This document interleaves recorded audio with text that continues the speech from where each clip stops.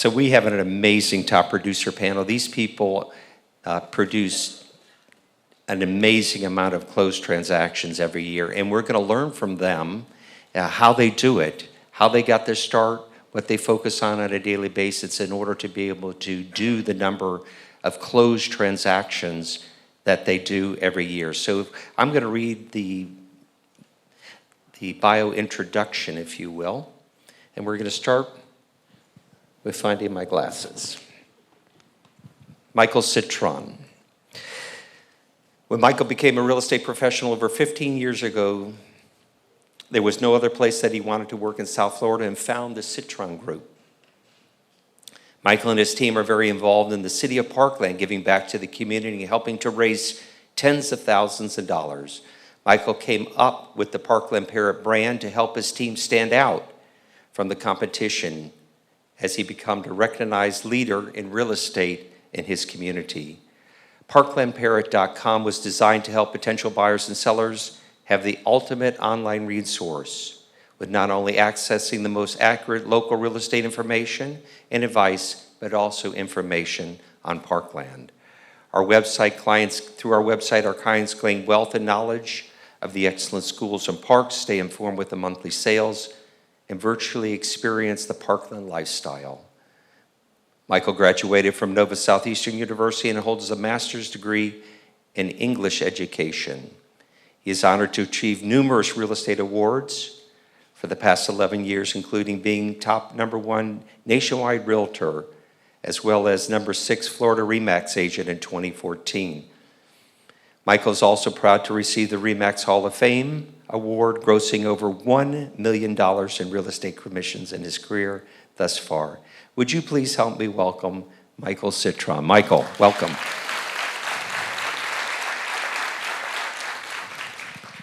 Originally, I think, from the Bay Area, and now from Wilton Manors, Miss Adrienne Follin, an exceptional locale for embracing the tropical lifestyle of Wilton Manors, known for her dedication to providing unparalleled service. Adrienne takes pride in establishing enduring relationships with her clients. With over 19 years of experience in owning and managing residential income properties, Adrienne has earned a reputation for being exceptionally organized, thorough, bright, direct, coupled with high energy, and filled with goodness. Drawing from her prior corporate experience, Adrienne has held various vice president positions in sales management and customer service operations, spending 17 years within the telecommunication and financial services industry. Educationally, Adrienne holds an MBA in informational systems from George Washington University and a BSBA in international business from Georgetown University. She has also acquired several designations, including her seller's representative specialist, certified negotiation expert, her GRI, her accredited buyer representation, her green accreditation, accredited commercial professional, and a trained relocation specialist networked with leading real estate companies of the world. Would you please help him, one of Balustrie's own, and one of my most beautiful people, Miss Adrienne Follin.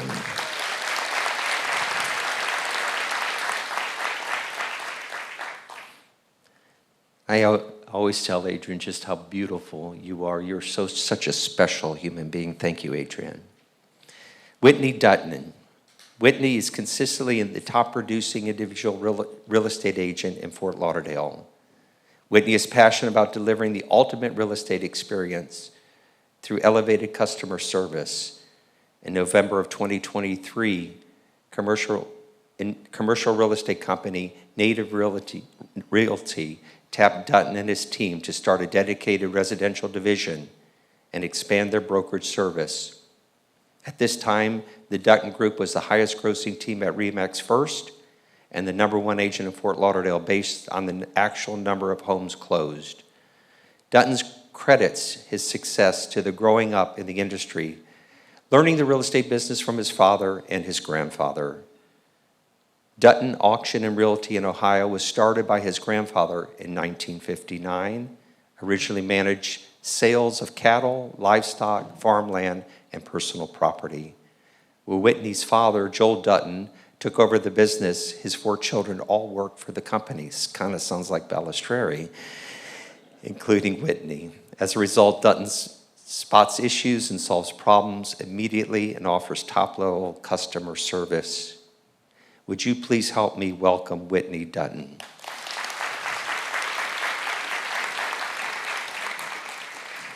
So Whitney, I think, is one of the most humble human beings that I have met, and very generous, and your humility is an amazing inner strength. So Whitney, thank you for being with us today. Now, Diana. Diana Fairbanks brings with her over 18 years of real estate experience here in Broward County. With a background in professional entertainment and an MFA in administration, she seamlessly transitioned her skills into real estate, specializing in property valuation, listing management, and negotiation. Diana's excessive training in handling real estate sales in divorce matters, probate, coupled with her commitment to serving clients during life transactions, enables her to act as a fair and neutral third party. As a top producer at Balistreri, she continues to assist clients in achieving their estate goals, leveraging her expertise in navigating changing markets and providing personalized services. Prior to her real estate career, Diana managed acclaimed Broadway and touring productions, overseeing various aspects, including contract negotiation, logistics, and compliance. Would you please help me welcome Diana Fairbanks?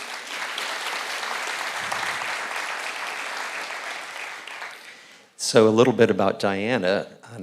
Diana is a prolific prospector, and one of her great qualities is she constantly helps people that are beginning to do their daily prospecting improve their skills. And she is one of the most selfless individuals in our firm when it comes to helping others in our firm develop their skills. And I just want to say thank you for that, Diana.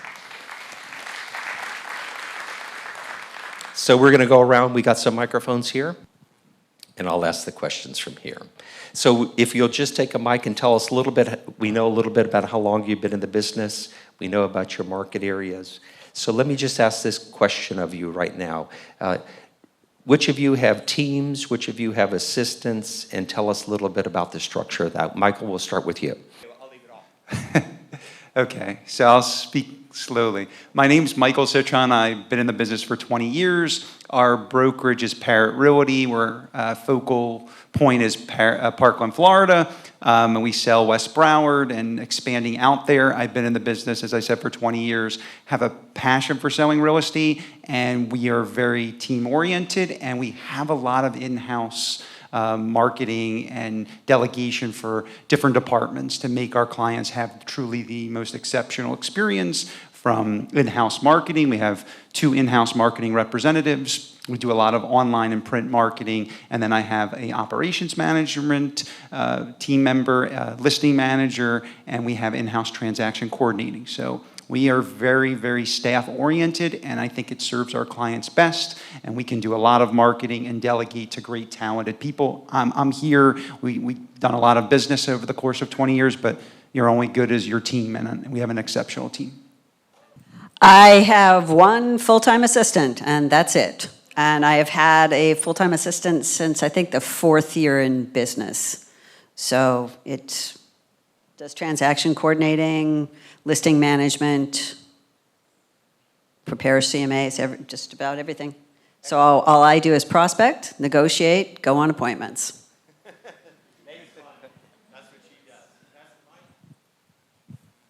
Okay, Whitney Dutton. So I think to help some people in the audience with this question is, I was doing everything myself up until about 25, 30 deals a year. At that time, you realize you're either A, maybe losing some buyer leads, or B, you're not able to grow because you're doing too much admin work. So that's when I added a buyer's agent. And then at 40 deals a year, I added an admin exclusive to us. Past 50 deals, we added another buyer's agent and another admin that took care of listing preparation. So the goal this year is 75 personal deals, and then the team, which is made up of 3 buyer's agents, will do another 75 deals. And in 21, we were able to do about 140 combined. So I think that makeup, but anything over that, we'll probably need to add another admin and potentially another buyer's agent. So I try to grow organically with the business as you need it, where I see a lot of teams add all this stuff, add buyer's agents and one admin, and I think you can get a lot more done if you do it the slow, organic way and don't hire it until you need it type of thing. Go ahead. Big hit.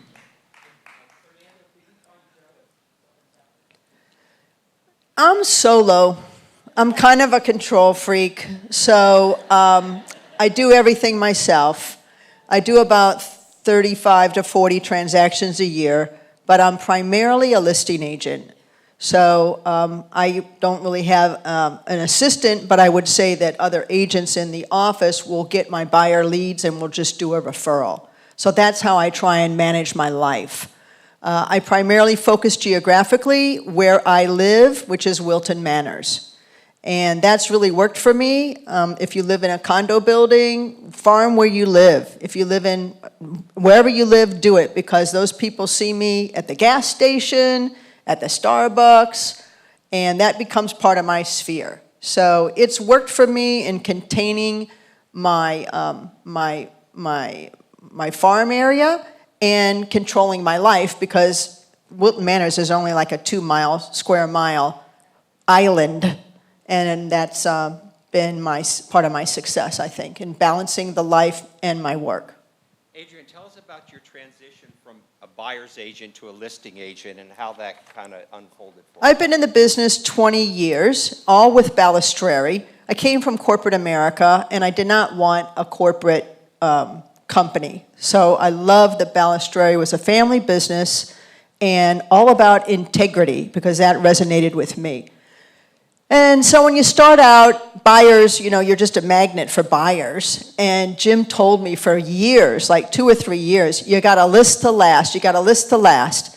And finally, like the 3rd or 4th year, I had a breakthrough, and I really used time blocking to stop being pulled by the buyers and start focusing on farming and working my sphere and gaining listings.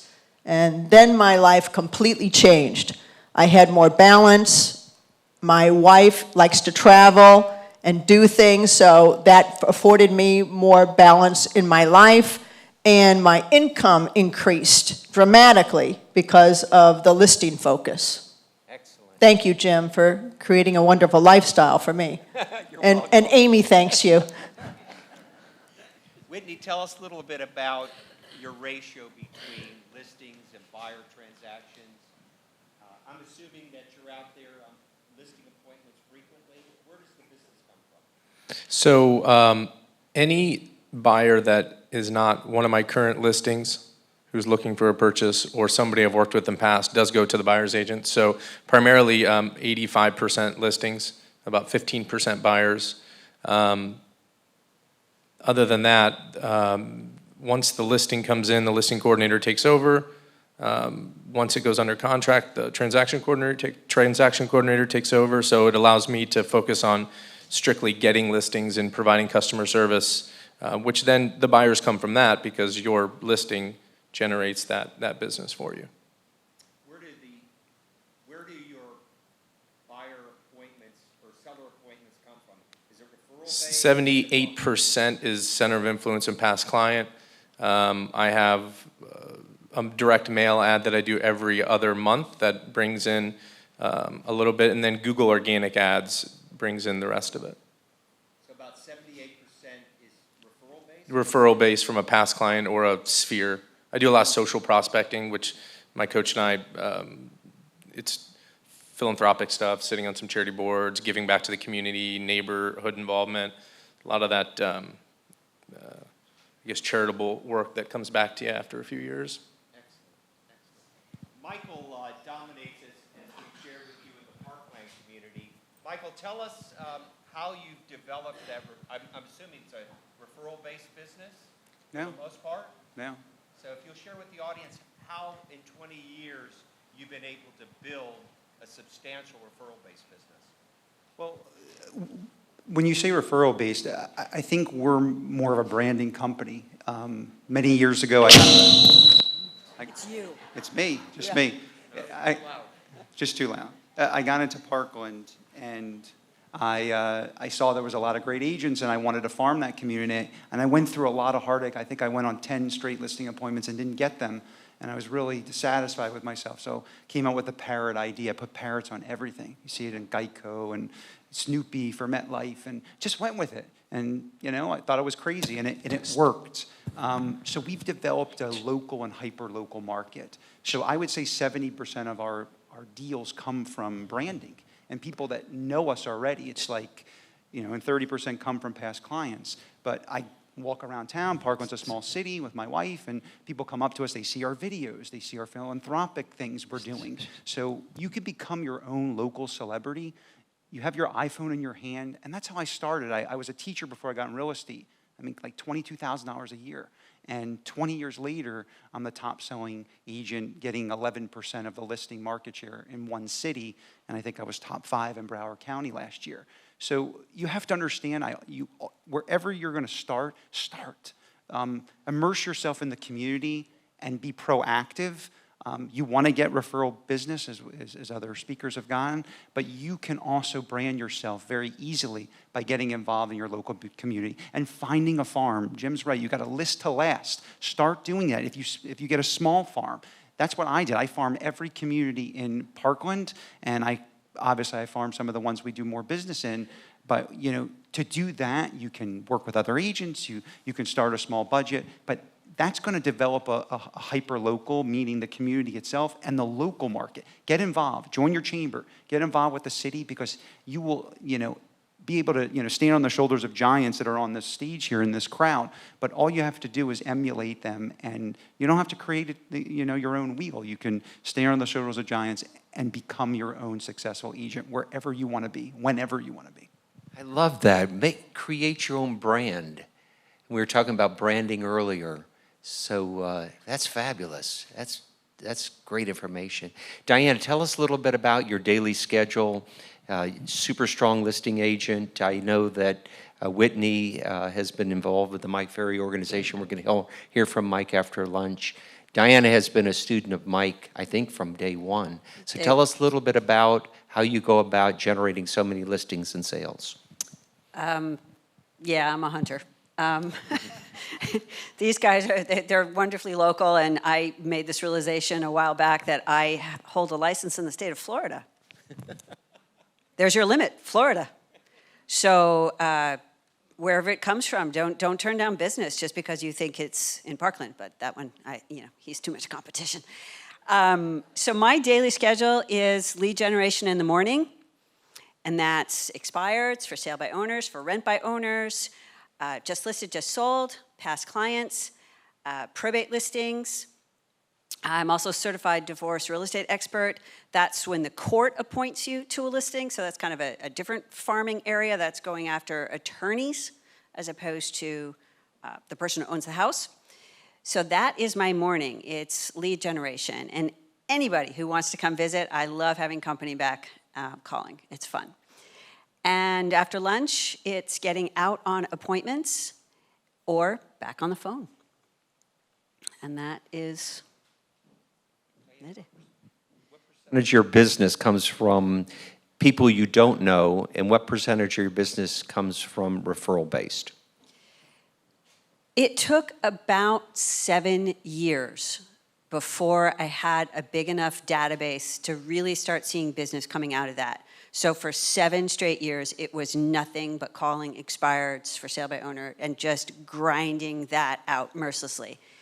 And then once you start to get those transactions underneath you, now I've got 500 people that I've sold a home to over the course of my career. Now they're referring back. So at this point, 60% of my business does come from somebody I knew, whether that's a past client, someone they know. So it's coming as an inbound call, as opposed to the 40%, which is an outbound prospecting call. So most people fear prospecting, calling people that they don't know. What would you say in terms of being effective on the telephone?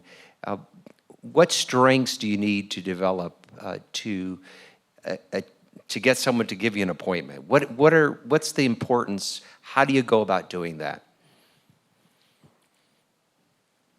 Number one, you have to pick up the phone. I know that is so basic, but we all have call reluctance. Even I will walk in the morning and go, oh. It's that first bit. You got to pick up the phone. You got to make the first call. And when you first start, you're probably going to be terrible. I've got some great Mike Ferry friends here in the room, so we all know how bad we sounded the first time around. You're practicing on the customer. Just keep practicing, keep practicing, keep practicing. There's no way to get better at anything unless you keep doing it. How scripted is your phone calling? How scripted? Scripted. Highly scripted. Why is that important? It works. Because it works. Good answer, huh? Yeah, I mean, as Mike Ferry will tell you later on, his scripts are the most downloaded because they work. If I wrote a script, none of you guys would download my script. You'd go download Mike's script because it's guaranteed to work. Excellent. So scripting is so important then. Adrian, tell us a little bit about how you have built a reputation as a great colleague and realtor in Wilton Manors, and how did you develop that listing-based business? She is Miss Wilton Manors. I mean, she just dominates. And the neat thing about Adrian is all the other realtors, well, they might be a little like, she got another one. They really do love her because how you treat our colleagues. Well, I'm very humbled. I'm in a wonderful community in Wilton Manors, and I do believe in the collaboration model. I always answer my phone, and if it's another agent, I really want to give them answers or access or whatever I can. Like you're saying, your dad said, roll out the red carpet. I focus on my listings, and of course, I want to work with all the agents in Wilton Manors. And wherever they come from, we have a small community. A few years ago, the Wilton Manors Business Association awarded me business leader, one of the 2 business leaders of the year, and that was based on my peers giving me that recognition. I was very humbled. But I do some calls at the end of the year if I'm like not going on a lot of appointments. And let me tell you, if you call your sphere, they like hearing from you. So again, just pick up and call. I do a lot of neighborhood work. I knock on the doors near my listings and meet my neighbors, and I have a script for that, and it's about working to sell my neighbor's home, not necessarily asking them when do they get a sell, but it always does get around to that sooner or later. And I sponsor dog park poopy stations. They see my name right before they go down the boardwalk. They have to grab a poopy bag. I've even had neighbors take a picture of the empty dog wrappers and tell me, "Oh, you're out." So then I say, "Oh, thank you. I'll tell leisure services. I'll tell the parks people." Why? Because I know all the parks people. I go to all the commission meetings. I go to the planning and zoning meetings. I go to the development review committee meetings. I meet the developers, and I see people in our communities, and they see me.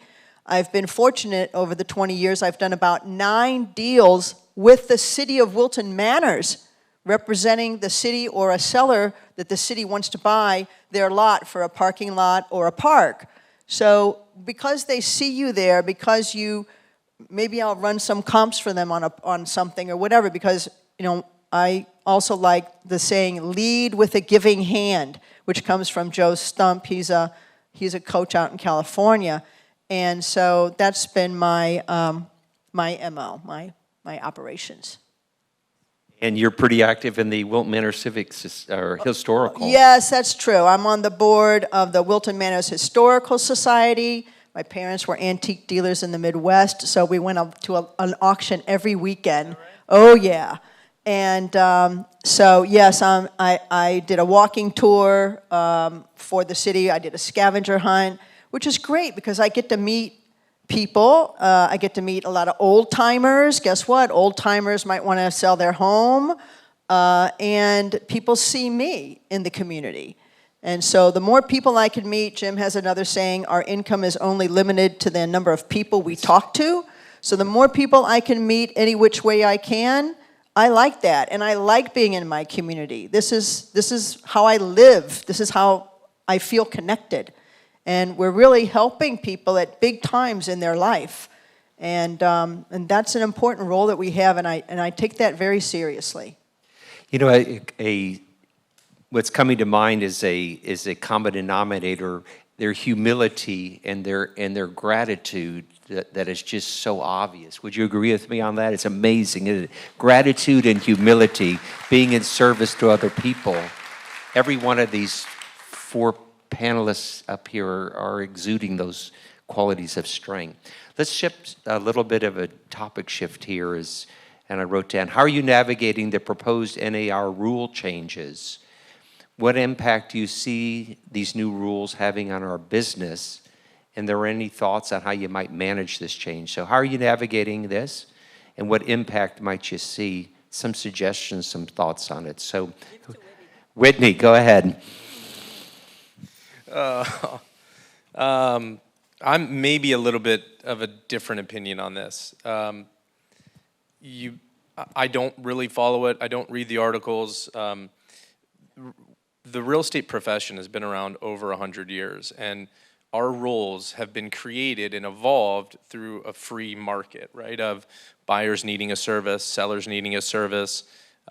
This lawsuit, in my opinion, spurred in 2021 when, if you were in the industry then, you knew that a lot of people were potentially earning income and not having to work either for it or as hard as they used to, and sellers and buyers, it was obvious to them. Prices were up, buyers didn't necessarily need representation because of how competitive it was. They were going directly to listing agents at that time. As a listing agent, we double-ended more deals than ever because they thought that that was giving a competitive edge. And at the time, with low inventory, it's true. But to answer this question a little bit long-winded, in a normal market, which I believe we're getting into based on the stats that I follow, inventory is up, pending sales are up, we're definitely stabilizing. The buyer's agent position, which is what this is going after, is extremely important. I haven't had a single seller want to do a 0% listing agreement towards the buyer side.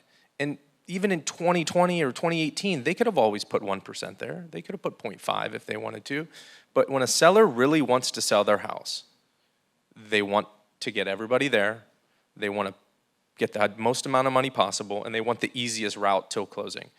And that involves a good buyer's agent. I think, again, it will probably eliminate some people that are not creating value for their customers. So if you are a buyer's agent and you focus on buyers, get good at delivering that value to the customer, explaining that value on what you provide for them. And out of 10 agents we deal with, 4 are really bad, and they probably shouldn't maybe be in the business. And I say that because you're dealing with the single largest asset generally that a person owns, and you should take that serious. And one thing comes out of it, if it's the buyer-broker agreement that becomes a mandatory requirement, that's beautiful. I think that should have been around. We're one of the states that don't require it, but that transparency, I think, is needed, and I think it'll be a benefit. Michael, who else wants to weigh in? I love the maturity of that response. Do you see how upset he is over this massive change, how his business is going to be upended and everything else, huh? Michael, what are your thoughts on it? Anything to add? I agree with Whitney. We've always been teaching at our brokerage to have a buyer brokerage agreement. Now you have to have one. So you're not going to list a house without a listing agreement. And I think the NAR had a study, under 20% of agents have buyer brokerage agreements. They just see that little 2.5%, 3% in the MLS, and they don't want to talk to their buyers. Now you're going to have something signed. And I think with proper presentation and understand the value of what you offer, and you have to practice it every day. We practice it. It's coming. So you're going to have the people that are going to try to take advantage of it and not want to offer. But, I mean, I think 95% of our listings right now in our local MLS are offering a buyer side commission, a favorable. So I think you just have to be prepared for it, accept it. And we've gotten through the crash of the market. We've gotten through COVID. We're going to get through this NAR settlement. And you're going to have much more transparency, as Whitney was saying. they're going to sign a buyer brokerage agreement with you. You're going to have to negotiate maybe that commission, or maybe the seller and the buyer have to contribute. But your value is what you need to show your clients, and the value of what you offer that seller. I mean, we have 4.5 months supply of inventory in Parkland. Whitney's right, inventory is going up. So we were offering commission when buyers, agents were not as skilled in getting commission. We were offering it then because it was valuable to our sellers. It's valuable now even more than ever. You just have to hone in your skills, you have to be confident, and you have to address your clients as you being the valuable asset. Now, with a signed buyer agreement, just like a financial advisor, a doctor, a lawyer, they're going to see us as that because we're finding them their largest financial asset, or you're selling their largest financial asset. And I think that will grow as we see these changes unfold. How's that resonating with the audience?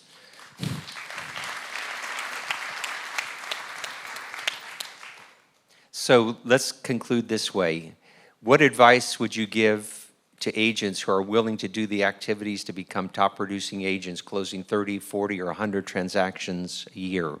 What advice would you give them to be able to build a high production-based business? Adrian? Diana? To me, it begins with a goal. You've got to have a strong, driving goal that gets you out of bed and on your way to work in the morning. That might be putting the kids through college. Whatever it is, it's got to be really strong. And then you've got to rope accountability around that. Someone who says, did you go to work today? Did you make your contacts? That's a husband, a spouse, whatever. So a goal and accountability. And then if you're like me and Whit, you get a coach. You get a coach. So when do you start in the morning? I get up at 4:30 in the morning. Mike just said you too. And I'm at the gym at 6, and I'm at the office at 8, and I start on the phones at 9. Professionally dressed every work day, including a half a day on Saturday. Well, thank God you only show up on the days when I'm professionally dressed. Michael, when do you start? Tell us about your day. My day starts at 4 a.m. I get up, I do 2 workouts in the morning. I get to the office every day before 9 o'clock, meet with my team, have a successful work week, planned out. We do a lot of marketing. The suggestion I would give is that a lot of agents have listings, and you get listings. It's great. And your job is, I guarantee you that you sold 90+% of the listings you listed last year and this year, right? I mean, we list them. You're good. You're going to get a buyer where you saw the stats earlier. People are buying. They want to move here. But if you look at your listing as a way to elevate yourself, you're going to sell the house. But what more can you get from that listing? Are you going to be able to, we batch shoot. We shoot lots of informational videos. We talk about the neighborhood. We talk about other things to elevate ourselves, above the competition. These are things that you need to do. Or if you don't have a listing, use somebody else's. But I would say this, the thing to do a lot of deals, it's not hard what we do. Okay.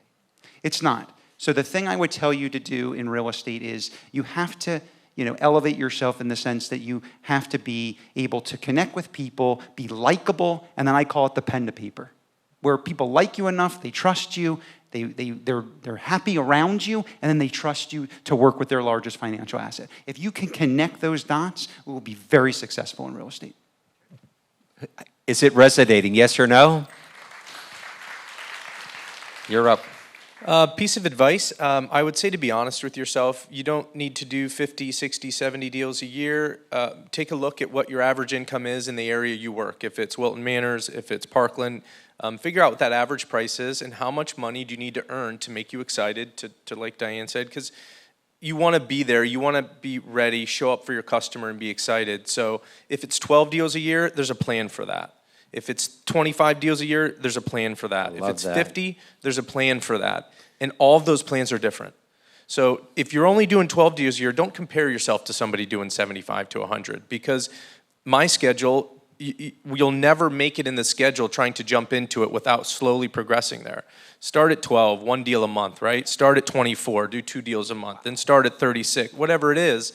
But build that way and be honest with yourself. If you need to do 30 deals a year, I guarantee you can find the plan. She'll give you the idea of how to do it, and it can be done. But if you're not at that level and you don't need it, you're probably not going to do it. Gosh, that's great advice. Great advice. Adrian, wow.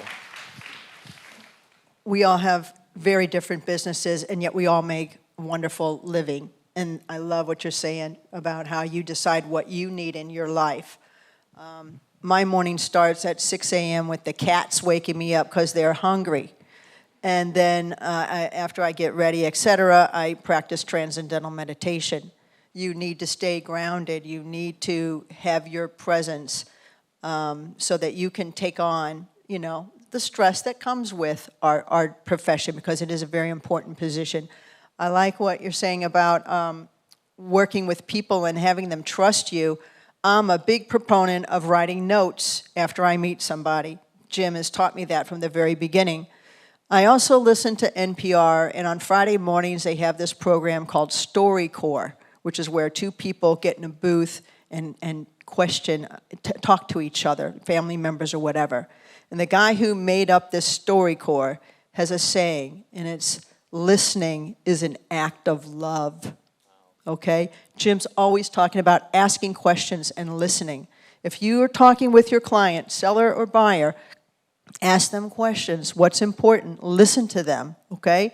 And then when you finish that appointment, I go home and I write a note, not about, oh, thank you for making a tour of your fabulous home. Of course everybody says that. Say something else. That was so touching to hear about how you met 40 years ago at P-Town at the boat slip. I mean, whatever it was to them, that's what happened on Sunday. That's why I'm remembering it right now. Because then they know that you're more than just selling their house, doing it for business. Okay, so the one tip is lean into your clients, ask questions and listen, and then reinforce that with a little personal note that nobody ever does that. I send out birthday cards too, and then I get text messages from my clients. I got one this morning. He took a picture of the card he got from me and said, oh, thank you. What adult gets a birthday card? Handwritten birthday card. So just a couple little tips to make it personal and to make those relationships tight. Let's give a big hand. A big hand to our panelists. We are so grateful to each of you, and we want to just acknowledge you, if I may, here. Let's see if I can figure out who gets which one. I think that's Adrian's. This is for you. We'll get a picture. Congratulations and thank you. This is Diana. Is she beautiful? Look at that, huh? Cover of the magazine. We got Whitney here and Michael. Congratulations. Let's give them a big thank you.